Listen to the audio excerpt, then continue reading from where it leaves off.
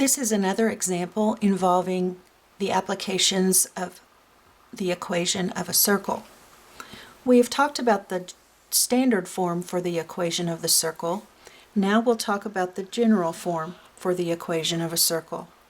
The general form for the equation of a circle is x squared plus y squared plus ax plus by plus c equals 0.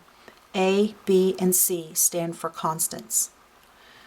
Now you will notice that the x squared and the y squared are what are important to determine whether you have an equation of a circle or not. So we must have an x squared and a y squared, and their coefficients, which in this case are 1, must be equal. So what we want to do is we want to take the equation x squared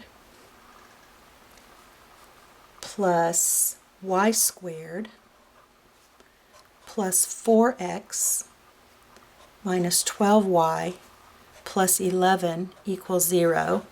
And we want to work with that equation so that we can determine what the center and the radius of this circle is. What we have to do is something called completing the square. And in order to do that, we first of all want to reorder our equation, writing our x terms first. X squared plus 4x.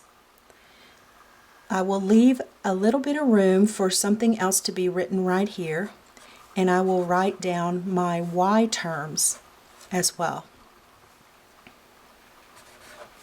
And the constant we want to rewrite on the other side of the equation. So if I take 11 over to the other side of the equation, that will be negative 11. Now we're going to complete the square.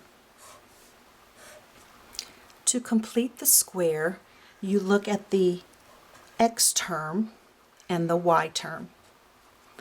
We take half of that term's coefficient and we square it, and that's what we're going to add. So half of 4 is 2. 2 squared is 4. I'm going to add 4 to that equation right there. Now if I add 4 right here, I have to add 4 to the right side of the equation also to keep the equation equivalent.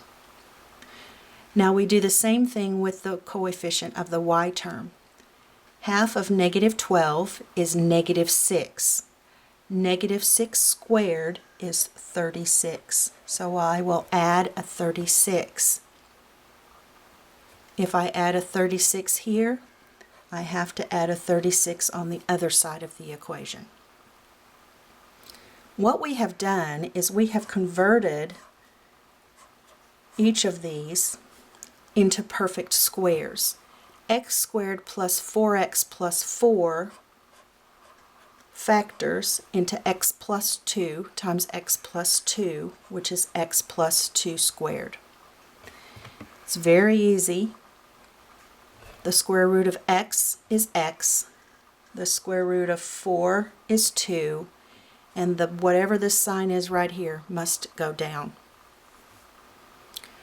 So using the same idea, the square root of y squared is y, the square root of 36 is 6, and this symbol must go down.